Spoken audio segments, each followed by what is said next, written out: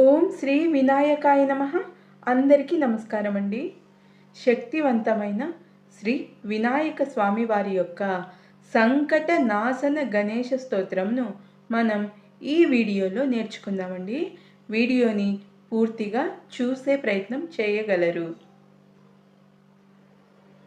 సంకట నాశన గణేష స్తోత్రం. నారద ఉవాచ प्रणम्य शिरसा देवं गौरीपुत्रं विनायकं भक्तावासं स्मरे नित्यमायुष्कामार्थसिद्धये।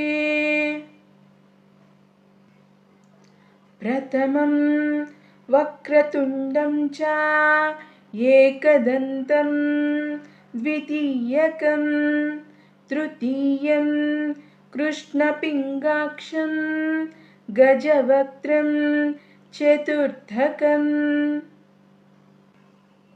लम्बोदरं पञ्चमं च षष्ठं विकटमेव च सप्तमं विघ्नराजं च धूम्रवर्णं तथाष्टमम्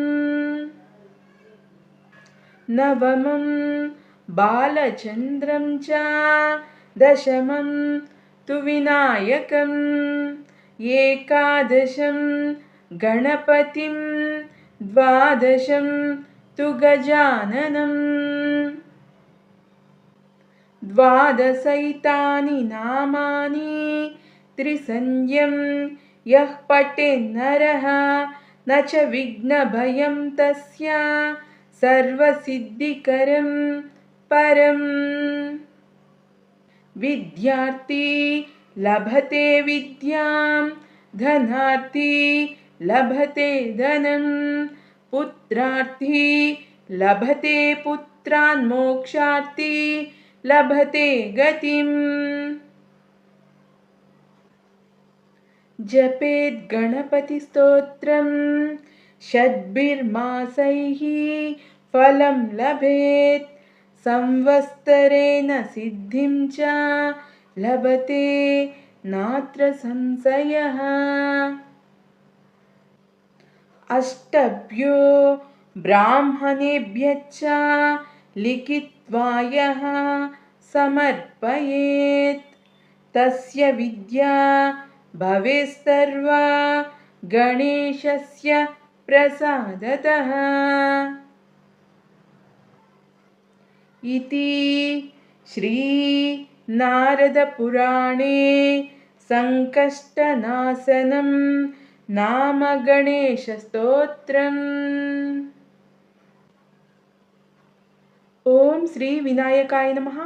ओम श्री विनायकाय नमः. ओम श्री विनायकाय नमः.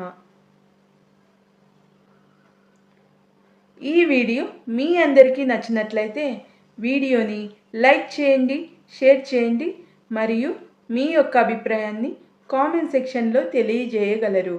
మరిన్ని డివోషనల్ వీడియోస్ కోసం మన లలిత తెలుగు డివోషనల్స్ ఛానల్ని సబ్స్క్రైబ్ చేసుకొని సపోర్ట్ చేయగలరు. ఓం శ్రీ గణనాయకాయ నమః. స్వస్తి.